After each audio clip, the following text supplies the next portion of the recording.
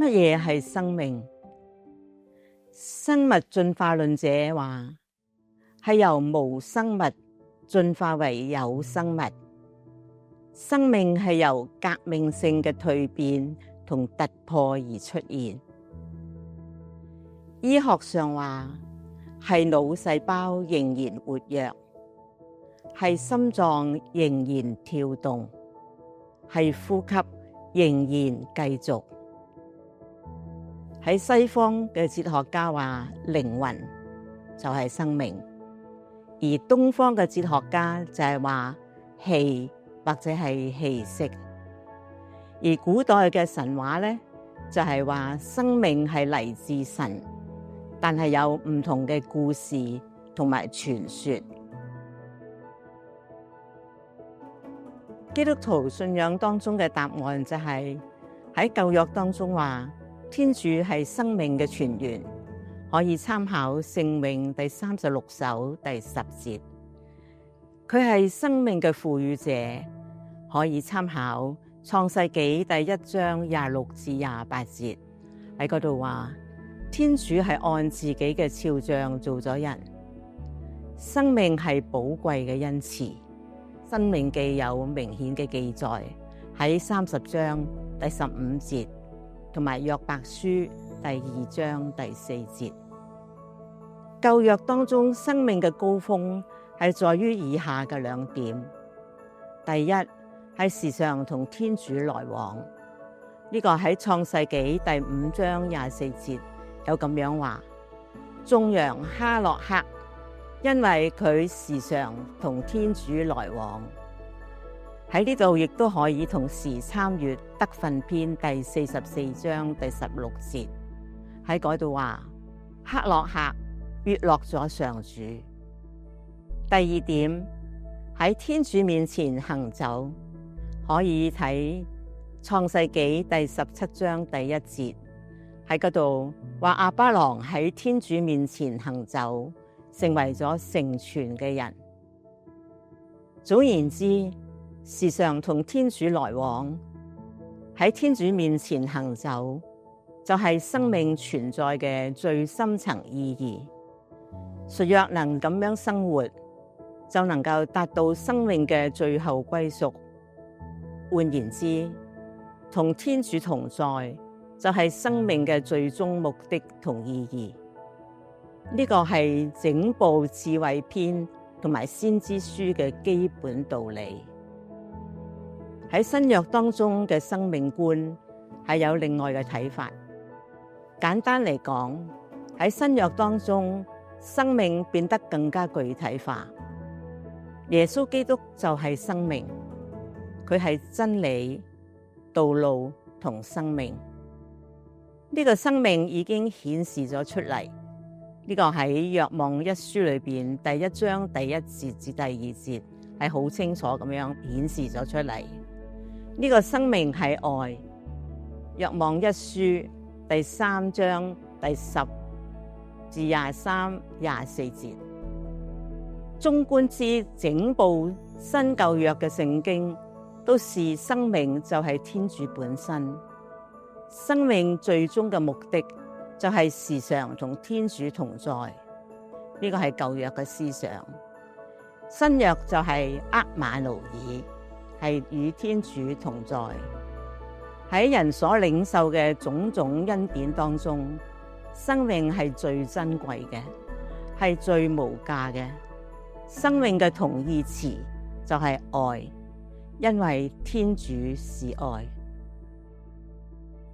第二，聖經中2個生命高峰嘅經驗小故事。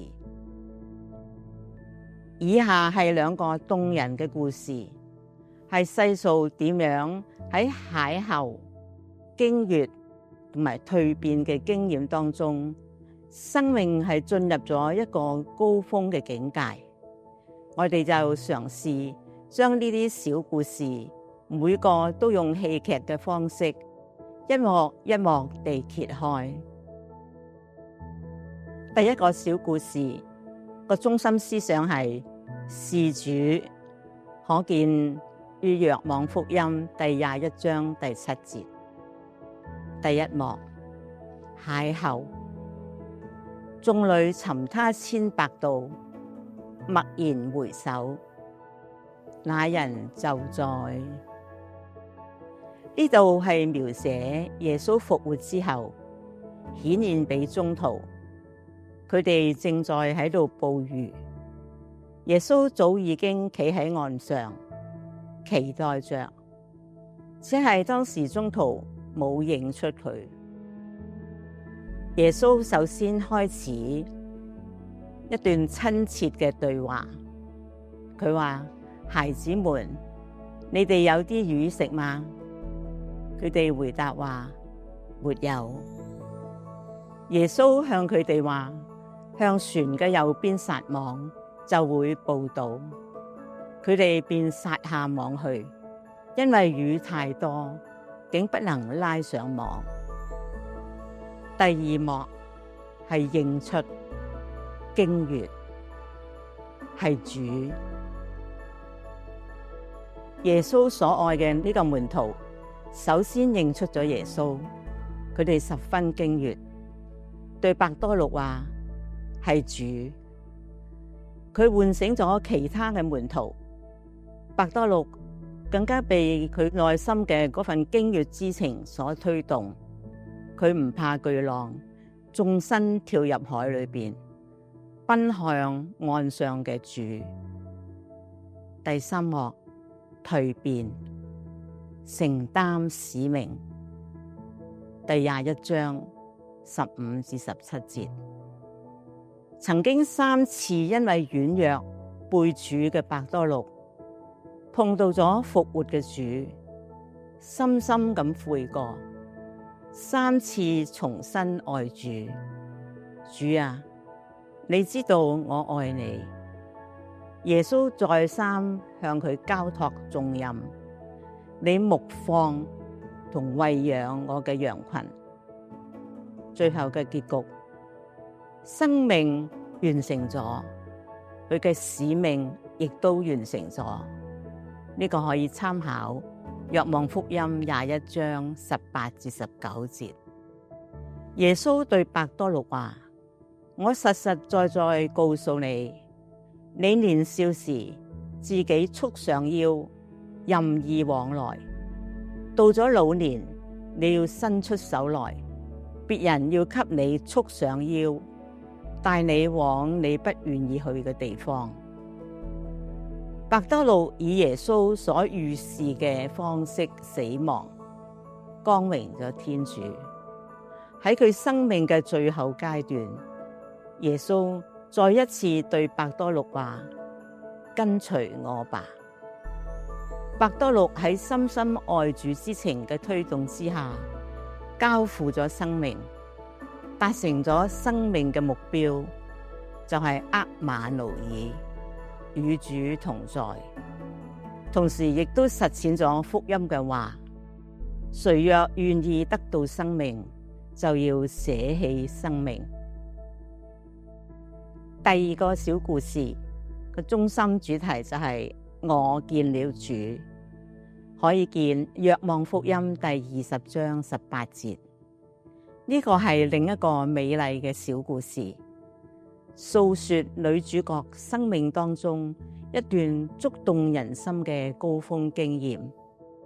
故事嘅第一幕，邂逅知己，驀然回首，那人就在。一位失魂落魄、充滿彷徨無助、失落、痛苦、眼淚模糊嘅女子，喺墳墓前尋找已經逝去嘅知音。忽然有聲音對佢話：女人，你哭什麼？女人回答話：有人將我主搬走咗。講完呢個話，就向後轉身，看見耶穌企喺嗰邊，但係唔知道佢係耶穌，並誤認咗佢係園丁。第二幕，驚悅認出。柳暗花明又一村。死而復活嘅耶穌基督，首先主動開始咗一段感人嘅對話。耶穌問：女人，你哭什麼？你找誰？女人回答話：先生，若是你把他搬走了，請告訴我，你把他放在哪裏，我去取回他來。耶穌呼喚他的名字，瑪利亞。他便轉身用希伯來話對他說：辣步尼，意即師傅。女人聽到咗呢個熟悉嘅呼喚，係驚躍不已，認出師傅嚟。第三幕係蛻變，士別3日，刮目相看。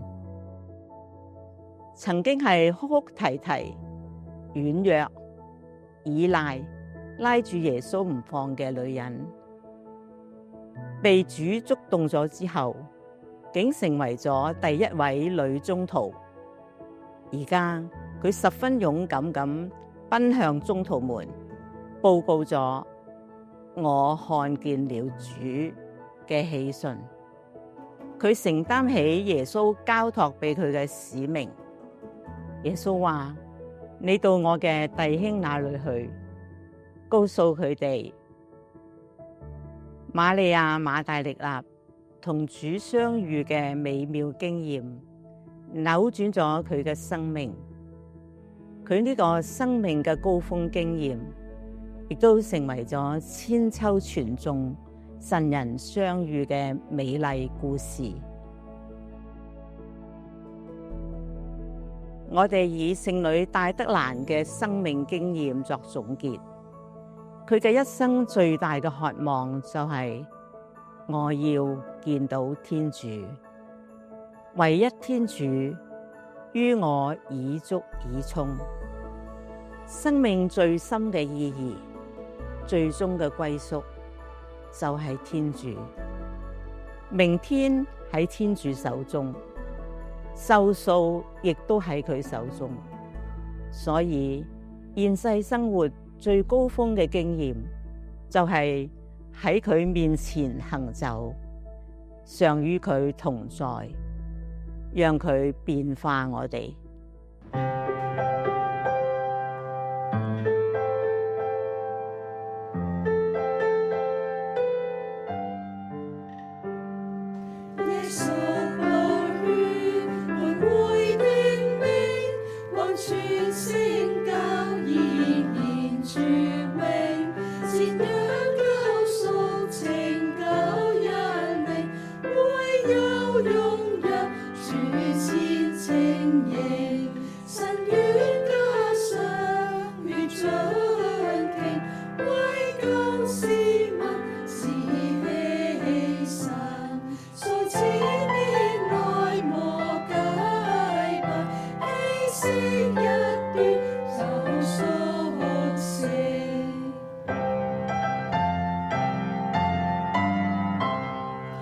See